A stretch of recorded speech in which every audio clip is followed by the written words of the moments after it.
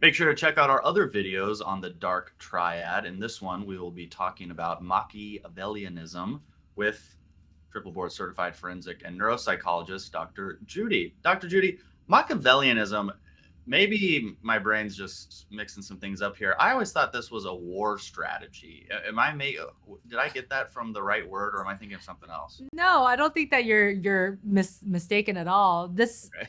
trait is actually named after the 16th century writer and the philosophy of this writer, Niccolo Machiavelli.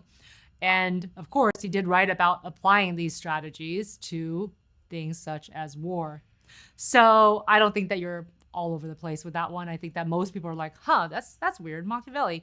Well, that is where it comes from in terms of its origins. But what it's really describing is an individual who is manipulative, cunning, and will be happy to deceive anyone they can to get at their goals. So think about that really slick salesperson. I mean, that person could be a little Machiavellian-like. I don't know if that's a word, but basically they apply those principles. They're saying, hey, I don't care if what I'm saying is a little bit of a lie, as long as I can make this sale, right? So taken to the extreme, that person might be thought of as having this trait. When you explain that, it really sounds like a lot of explanations I hear about people who are narcissists. What is the difference between a narcissist and somebody who is Machiavellianistic?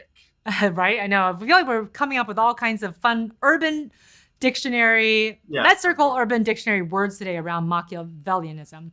But people who have this trait and people who have a narcissism trait, there's definitely a correlation, because you have to be a little bit narcissistic to believe you can get away with things, right? So you have to believe that you're special, that you're important in some way, so that you can apply these Machiavellian strategies on people and expect them to work.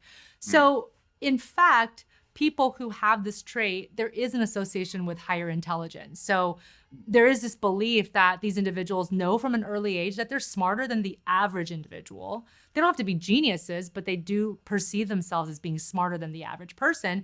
And then they say, well, if I'm smarter than the average person, what kind of thing can I get away with? And that's exactly what happens in terms of looking at their history and what they do. Wow. So we have this image of the slick salesperson. That's very understandable. Are there more covert signs of Machiavellianism? There are. I think that the kind of person who embellishes stories just to get that positive attention, and not because it actually happened, but they're so convinced by their own story. They love essentially capturing the attention of the audience. And then there's really no reason for them to embellish a story or to lie about anything other than it just suits their ego and makes them feel good. So that would be another type of persona that might have this Machiavellianism trait. There's also individuals who will lie on their resumes, lie about their work experiences to get a job. They may lie about their relationship history to make a person trust them, right? All of these types of things might feed into this concept of Machiavellianism. Now, in the media, how are we seeing individuals portrayed who may be Machiavellianistic? Well, I feel like it's like certain movies like Catch Me If You Can, or certain movies where they portray somebody just getting away with different things. Ocean's 11, for example. Ocean's 8, which is the female version of Ocean's 11. So this idea that they can apply these grandiose schemes and actually pull them off and get away with it. And I would argue that in those types of heist movies, any kind of heist movie, you're seeing somebody who has some Machiavellianistic traits. Interesting. What do you think the biggest misconception is of this part of the dark triad? Well, that is necessarily all the time very, very negative. You can see that this trait might even lead to high productivity in one's chosen career. But there's also a sense of not really caring that there's a little bit of manipulation there, right? So it all depends on the level of manipulation and how much it's going to hurt someone, right?